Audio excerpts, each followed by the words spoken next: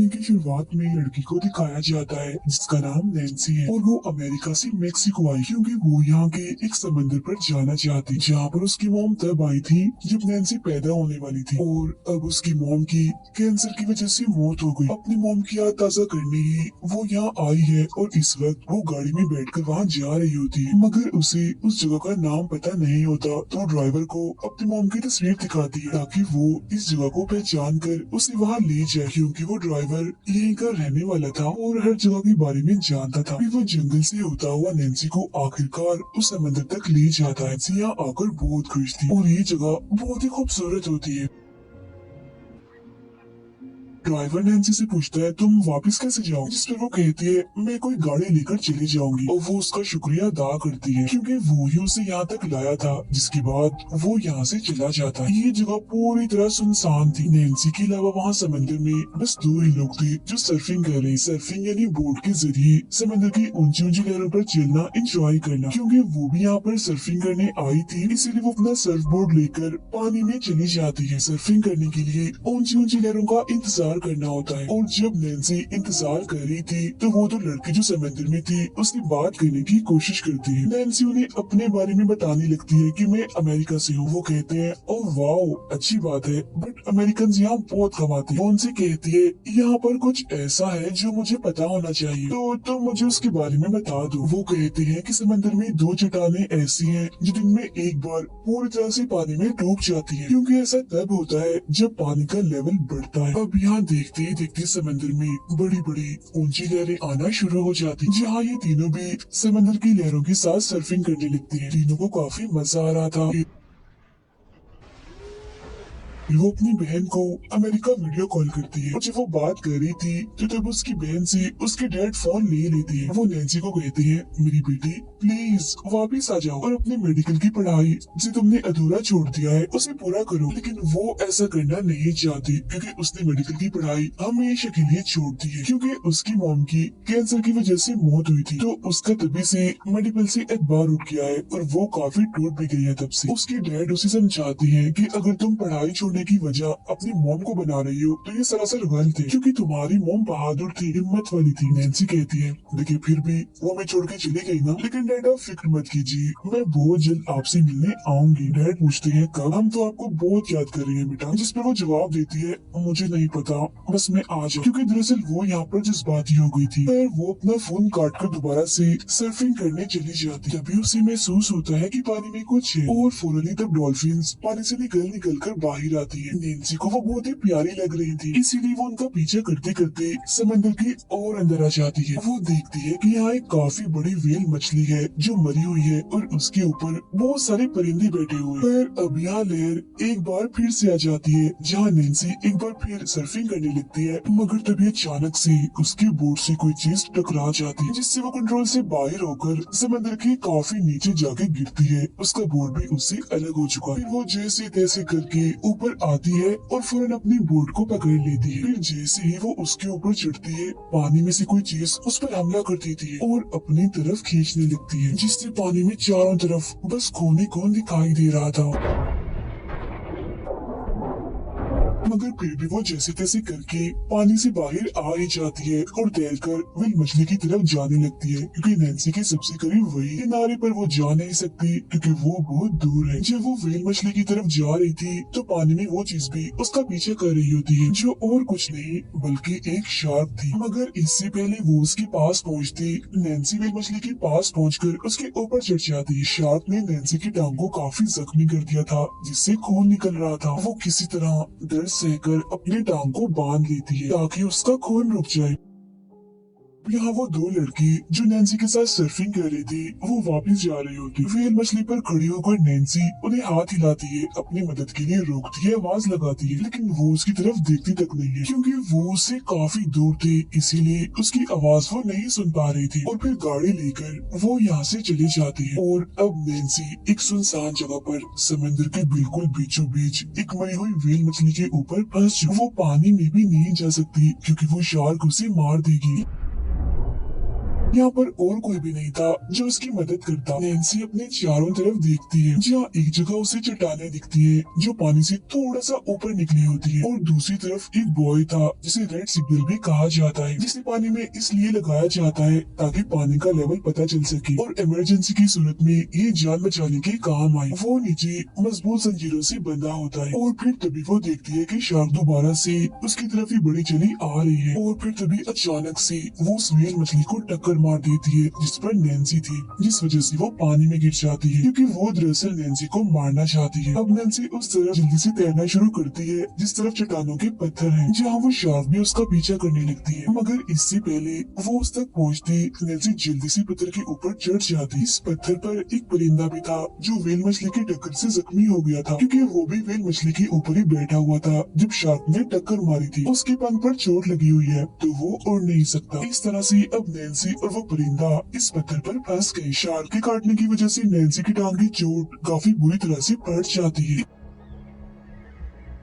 इसीलिए वो अपने कान से बालियां निकालकर अपने टांगे उस हिस्से पर लगाती है जहाँ से उसका मांस बटा हुआ है। ऐसा करते हुए जाहिर है उसे काफी दर्द हो रही। वो एक तरह के टांगे लगा रही थी जिसमें वो अपनी बालियों का इस्तेमाल कर रही थी। फिर वो अपने जैकेट को अपने टांग से बांध लेती है। आहिस्ता आहिस्ता करके अब पूरी तरह से रात हो गई होती है, और फिर तभी वो देखती है कि उसका सर्फिंग बोर्ड पानी में है। वो उसे लेना चाहती है, इसीलिए आसपास देखती है कि शार्क तो नहीं, और जब उसे यकीन हो जाता है कि शार्क नहीं तो वो पानी में उतरकर आराम से बोर्ड की तरफ बढ़ने लगती है, और फिर तभी वो देखती है कि शार्क उसी की तरफ ही आ रही है। इसीलिए वो जल्दी जल्दी वापस आती है और एक बार फिर पत्थर पर चढ़ जाती है, जिससे जाहिर है नैन्सी की टांग में काफी दर्द होती है। इसके बाद सुबह हो जाती है। नैन्सी देखती है कि समंदर के किनारे एक शराबी लेटा हुआ है। वो उसे जोर जोर से आवाजें लगाने लगती है, उठो प्लीज, मेरी मदद करो, क्योंकि ये आदमी उसे इतना दूर नहीं होता। इसीलिए नैन्सी की आवाजें सुन लेता है और फौरन ही उठ जाता है। तब नैन्सी उसे इशारों से समझाती है कि उस तरफ जाओ, वहाँ मेरा बैग है, इसके अंदर फोन है, तुम किसी को फोन करो और मदद के लिए बुलाओ। उस आदमी को नैन्सी का बैग मिल तो जाता है, मगर वो शराबी था, इसलिए उसके पैसे और मोबाइल अपनी जेब में डालकर बैग लटकाकर यहाँ से वो जाने लगता है। तभी उस आदमी की नजर पानी में तैरती नैन्सी के सर्फिंग बोर्ड पर जाती है, जिससे उसे और लालच आ जाता है। वो सोचता है कि मैं इसे भी चुरा कर अपने साथ ले जाता हूँ, इसे बेचकर कुछ पैसे आ जाएंगे। इसीलिए वो फौरन पानी में जाता है और जल्दी सर्फिंग बोर्ड तक पहुँच भी जाता है। मगर जब वो उसे लेकर आ रहा था तो शार्क उस पर हमला कर देती है और उसे जान से मारकर खा जाती है। अब यहाँ नैन्सी के पास बस 6 घंटे हैं, क्योंकि 6 घंटों के बाद समंदर का लेवल बढ़ जाएगा, और जिस पत्थर पर सहारा लेकर नैन्सी ने खुद को बचाया हुआ है वो भी पानी में डूब जाएगा, और तब उसके पास शार्क से बचने का कोई रास्ता नहीं होगा। लेकिन उसकी किस्मत अच्छी थी, क्योंकि यहाँ वही 2 लड़के दोबारा से आ जाते हैं जिन्होंने नैन्सी के साथ सर्फिंग की थी, और वो पानी में उसी की तरफ ही आ रहे थे। नैन्सी चिल्ला चिल्लाकर उन्हें कह रही होती है कि जाओ यहाँ से, यहाँ मत आओ, पानी में शार्क है। जिस पर वो कहते हैं अरे नहीं नहीं, फिक्र मत करो, पानी में कोई शार्क नहीं है। और फिर तभी उनमें से एक पर शार्क हमला कर देती है, उसे मुंह में दबाकर नीचे पानी में ले जाती है। ये देख दूसरा लड़का काफी डर जाता है और अपनी जान बचाने के लिए जल्दी जल्दी नैन्सी की तरफ बढ़ने लगता है, क्योंकि कैसे भी करके उसे पत्थर तक पहुंचना है। जल्दी वो पत्थर तक पहुंच जाता है। नैन्सी उसे ऊपर खींच रही थी कि तभी अचानक शार्क नीचे से उस पर हमला कर देती है और खींचकर उसे भी अपने साथ पानी में ले जाती है। और इस तरह से एक उम्मीद जो कुछ वक्त पहले नैन्सी को नजर आई थी वो पूरी तरह से खत्म हो जाती, और अब बस उसके पास सिर्फ आधा घंटा ही बचा था जिसके अंदर अंदर उसे यहाँ से निकलना था, क्योंकि इसके बाद पत्थर पानी में डूब जाए। नैन्सी पानी में शार्क को देख रही थी जो उसी के चारों तरफ चक्कर लगा रही थी। वो देखती है कि अगर मैं पानी में उतरती हूँ तो मेरे पास सिर्फ 30 सेकंड होंगे, क्योंकि 30 सेकंड के बाद शार्क मुझ तक पहुँच जाए। उसी पानी में एक हेलमेट दिखता है जिसके ऊपर एक कैमरा था, और ये उसी लड़के का था जिसे नैन्सी ऊपर खींच रही थी। और वो पानी में उतरती है मगर कैमरा उसके हाथ नहीं लगता, क्योंकि वो उसे दूर जा चुका था। और तो शार्क उसके पास आकर पत्थर के ऊपर आने की कोशिश करती है, क्योंकि पत्थर के ऊपर थोड़ा थोड़ा सा पानी था, और इस वजह से नैन्सी पत्थर से नीचे पानी में गिर जाती। अब शार्क भी उस तक आना चाहती थी, मगर यहाँ नुकीले पत्थर और झाड़ियाँ थी जिसमें वो शार्क अटक जाती है, जिसका फायदा उठाकर नैन्सी वापस वापस उसी पत्थर पर आ जाती है जहाँ वो पहले थी, और वो अपने साथ हेलमेट लाने में भी कामयाब हो चुकी थी, जिस पर कैमरा था। कैमरा में वीडियो बनाने लगती है जिसमें वो कहती है कि यहाँ एक व्हेल मछली मरी हुई और पानी में शार्क है। शार्क ये समझ रही है कि मैं उसके खाने के बीच में आ गई हूँ, जब भी तो वो बार बार मुझ पर हमला कर रही है। इसके बाद नैन्सी अपने डैड और बहन के लिए भी मैसेज रिकॉर्ड करती है। वो कहती है, मैंने कभी नहीं सोचा था कि मैं आप लोगों को इतना याद करूँ, लेकिन हाँ, आप लोग मेरी फिक्र जरा भी मत करना, क्योंकि यहाँ मैं अकेली नहीं हूँ, बल्कि मेरे साथ मेरा एक छोटा सा साथी है। ये कहकर वो कैमरा में उस परिंदे को दिखाती है जिसके साथ है। आगे वो कहती है, डैड, मैं उस बॉय यानी रेड सिग्नल तक पहुँचने की कोशिश जरूर करूंगी, और चाहे कुछ भी हो जाए मैं लड़ना नहीं छोड़ूंगी, मैं हिम्मत से काम लूंगी। बिल्कुल वैसे ही जैसी मॉम करती थी, और उन्होंने हमें भी ऐसे ही सिखाया था। जिसके बाद वो कैमरा को वापस से हेलमेट में लगाकर पानी में काफी दूर फेंक देती है, ताकि हेलमेट किनारे तक पहुंच जाए और किसी को तो उसका ये मैसेज मिल जाए, या फिर उसकी फैमिली को ही। और परिंदे के पंख को नैन्सी ने बिल्कुल ठीक कर दिया था, मगर वो परिंदा अभी भी नहीं उड़ रहा था, इसीलिए वो उसे एक सर्फिंग बोर्ड पर रखकर पानी में बहा देती है ताकि वो किनारे तक पहुंच जाए। और अब नैन्सी के पास बस कुछ ही मिनट्स बचे। अगर उसे बचना है तो रेड सिग्नल तक पहुंचना होगा, लेकिन मुसीबत, वो यहाँ से 1 मिनट की दूरी पर था, और 30 सेकंड्स के अंदर अंदर तो वो शार्क उस तक पहुंच जाए।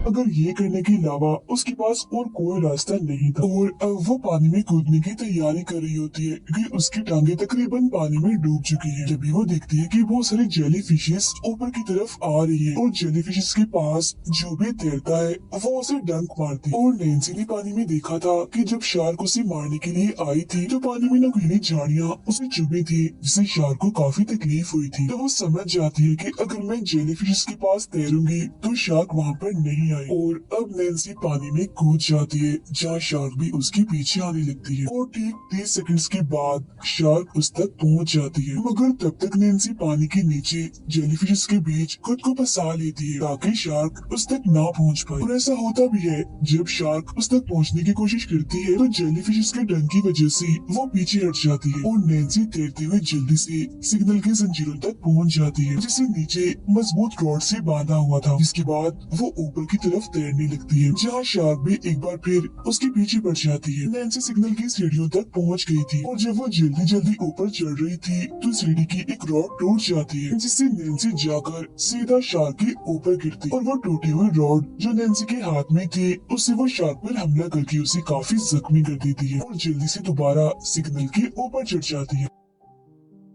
इस बात से शार्क को काफी गुस्सा आ गया था, वो बौखला जाती है, इसीलिए सिग्नल पर हमला कर देती है, जोर जोर से उसे टक्कर मारती, मगर नैन्सी को कुछ नहीं होता क्योंकि वो तो अब सिग्नल के ऊपर थी। अब नैन्सी की किस्मत एक बार फिर उसका साथ देती है क्योंकि पानी में उसे एक शिप दिखाई देती है। वो सिग्नल पर पड़ी एक फ्लेयर गन से उन्हें सिग्नल भेजती है आसमान की तरफ। उस फ्लेयर को चलाती है कि मैं यहाँ हूँ, अभी जिंदा हूँ, मगर कोई फायदा नहीं होता क्योंकि तब तक शिप मुड़ चुकी थी और वो उसकी छोड़ी फ्लेयर को भी नहीं देख पाती। और यहाँ शार्क भी लगातार सिग्नल को टक्कर मारकर उसे गिराने की कोशिश कर रही होती है क्योंकि उसके ऊपर नैन्सी थी, इसलिए तभी वो देखती है कि व्हेल मछली के आसपास बहुत सारा तेल है, क्योंकि दरअसल मरी हुई व्हेल मछली के अंदर से तेल निकलता है। और जब शार्क तेल पर से होती हुई नैन्सी की तरफ बढ़ रही थी तो नैन्सी फ्लेयर गन तेल पर चलाती है, जिससे वहाँ आग फैलती हुई शार्क को भी लग जाती है और उसका पूरा जिस्म जलने लगता है। मगर फिर पानी में जाने के बाद उसकी आग बुझ जाती है, लेकिन ऐसा होने से वो भड़क जाती है और जोरदार हमला वो सिग्नल पर करने लगती है। अपने दांतों से उसे पकड़कर नीचे पानी में गिरा देती है, और अब नैन्सी भी पानी में, मगर खुद को बचाने के लिए वो सिग्नल पर बनी छोटी सी जगह में खुद को फंसा लेती है। लेकिन शार्क का गुस्सा इतना बढ़ गया था कि वो सिग्नल को अपने दांतों की मदद से नीचे खींचने लगती है, उसे कहीं कहीं से वो तोड़ भी देती है। तभी नैन्सी देखती है कि सिग्नल की जंजीर नीचे काफी मजबूत मोटे रॉड से बनी हुई है, जो देख उसके दिमाग में एक आइडिया आता है। वो पानी में कूदकर जंजीर के उस हिस्से को खींचने लगती है जो सिग्नल के ऊपर वाले हिस्से से बनी हुई है। ऐसा वो इसलिए कर रही थी क्योंकि उसके पेच ढीले हो चुकी थी। ये शार्क का दांत भी सिग्नल के एक रॉड में अटक गया होता है, और फिर बड़ी मुश्किल से नैन्सी जंजीर को खींचकर सिग्नल से अलग कर देती है। जंजीर काफी भारी थी, इसलिए वो उसे नीचे की तरफ खींचने लगती है। अब शार्क भी आजाद हो चुकी थी, इसलिए वो भी नैन्सी का पीछा करने लगती है। नैन्सी बड़ी तेजी से नीचे की तरफ जा रही थी, इसके बिल्कुल पीछे शार्क भी थी, लेकिन इससे पहले नीचे बड़ी बड़ी रॉड से नैन्सी का जिस्म टकराता वो लोहे की जंजीर को छोड़ देती है और साइड पर हट जाती है, मगर शार्क इतने जल्दी नहीं मुड़ पाती, इसलिए लोहे की वो बड़ी बड़ी मजबूत रॉड्स शार्क के अंदर घुसकर उसके जिस्म के आर पार हो जाती है और इस तरह से इस खतरनाक खूंखार शार्क का खात्मा हो जाता है। इसके बाद हम देखते हैं कि नैन्सी समंदर के किनारे पहुंच गई है, जहाँ एक आदमी भी उसे बचाने के लिए पहुंच जाता है, क्योंकि जिस कैमरा में नैन्सी ने मैसेज रिकॉर्ड किया था वो किनारे तक पहुंच गया था और एक बच्चे को मिला था, जिसके बाद वो बच्चा ही अपने डैड को यहाँ तक बुलाकर ले आया। और इस तरह नैन्सी की बहादुरी और उसके ना हारने के जज्बे की वजह से वो इस मुश्किल घड़ी से निकल आती है। इसीलिए हमें भी हमेशा हिम्मत और जज्बे से काम लेना चाहिए, फिर चाहे हमारे ऊपर कितने ही मुश्किल हालात क्यों ना हो। इसी के साथ ही कहानी इधर ही खत्म हो जाती है।